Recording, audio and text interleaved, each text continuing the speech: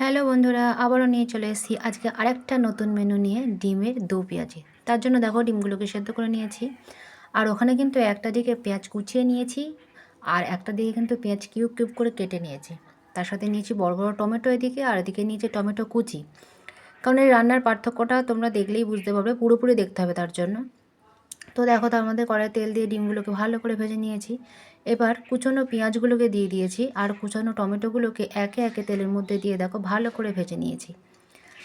দেখেছো পেঁয়াজ টমেটোটা কিন্তু খুব সুন্দরভাবে ভাজা হয়ে গেছে। এবার তার মধ্যে আমি একে একে কিছু মশলা অ্যাড করব, সেগুলোকেই তোমাদের সাথে দেখাচ্ছি। দেখো এবার আমি তার মধ্যে দিয়ে দেবো হচ্ছে জিরের গুঁড়ো। জিরের গুঁড়োটা কিন্তু জিরে ধনে আমি প্রথমে দিতে পারতাম, কিন্তু রঙটা না ভালো আসে না প্রথমে দিলে, ওই জন্য আমি শেষে দিচ্ছি, ভাজার একদম শেষ মুহূর্তে।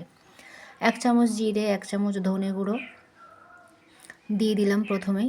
ধনে গুঁড়োটা একটু বেশি দেবে, 1.5 চামচ মতন ধনে গুঁড়ো দিলে তবে এর স্বাদটা কিন্তু খুব সুন্দর আসে। এবার দিয়ে দেবো পরিমাণ মতন লবণ। লবণটা পরিমাণ মতন দিয়ে পরে আরেকবার চেক করে নিতে পারবে যে লবণটা ঠিকঠাক হয়েছে কিনা। দিয়ে আমি ভালো করে আবার নাড়তে থাকলাম। সমস্ত যে মশলাগুলোর সাথে যেন প্রত্যেকটা উপকরণ ভালোভাবে মিশে যায়, তার জন্য ভালোভাবে নাড়তে হবে।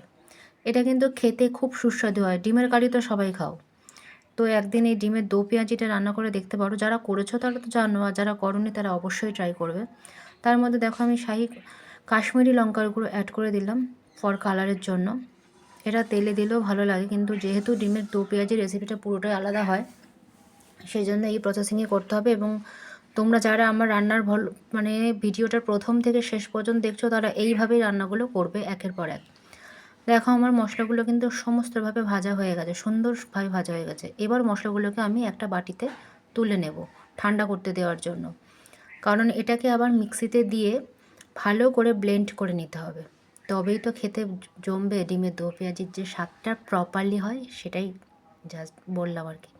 তো দেখো আমার মশলাটা তুলে নিয়েছি, নিয়ে আমি ঠান্ডা করতে দিয়ে দিলাম। দেওয়ার পরে ওটা ঠান্ডা না হলে তাই মিক্সি দিতে পারবো না, আবারও ওই কড়াইয়ের মধ্যে একটু তেল দিলাম। দেখো ওই মশলাটা কিন্তু ঠান্ডা হয়ে গেছে, আর আমি পুরোপুরি বেটে একটা থকথকে গ্রেভি টাইপের বানিয়ে রেখে দিয়েছি। আবার কড়াইয়ের মধ্যে তেল দিয়ে দিলাম রসুন বাটা, আর দিয়ে দেবো আদা।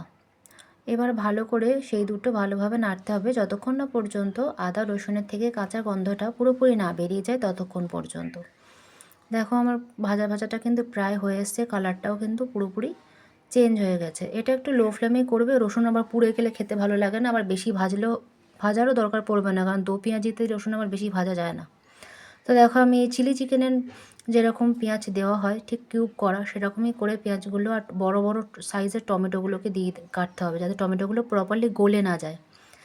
তো দেখো এবারে সব কিছু উপকরণ কড়াইতে দেওয়ার পর ভালোভাবে একটু নাড়িয়ে নেবো। এই উপকরণ কিন্তু বেশি লাল লাল করে ভাজা দরকার পড়বে না, যত সামান্য ভাজলেই হয়ে যাবে। দেখো আমি কিন্তু অল্পই ভাজবো। এই ভিডিওটা পুরোপুরি তোমাদের দেখাচ্ছি। দেখো আমি কিন্তু কোনো কাটিনি এই জায়গাটার থেকে, তোমরা দেখো আমি কিন্তু যত সামান্য ভাজলাম। দেখো ভাজা কিন্তু হয়ে এসছে এবার প্রায়। এবার যে মশলার উপকরণটা বানিয়ে রেখেছিলাম, সেটা সেই ভাজাগুলোর মধ্যে দিয়ে দিলাম। দিয়ে দেওয়ার পরে ডিমগুলোকে আমি অ্যাড করে দেবো।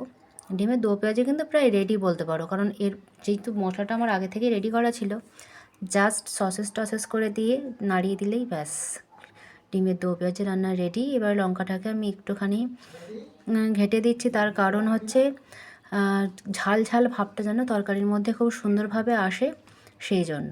এবার দেখো ভালো করে কিন্তু মিশিয়ে নিয়েছি, সুন্দরভাবে কিন্তু হয়ে গেছে। আমার ডিমের কারিও কিন্তু প্রপার রেডি হয়ে গেছে।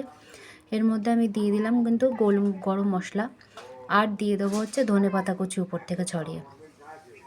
খেয়ালি রান্নাঘর থেকে কিন্তু আজকের মেনু রেডি, ডিমের দো পেঁয়াজি। কেমন লাগলো রেসিপিটা সবাই বললেও, ভালো লাগলে লাইক কমেন্ট করো। আর তোমরা কিন্তু ভিডিও পুরোপুরি দেখছো না, কারণ কালকে মোচার রান্না একটা টিপস দিয়েছিলাম, সেটা কিন্তু কেউ বলোনি যে কী টিপস দিয়েছিলাম।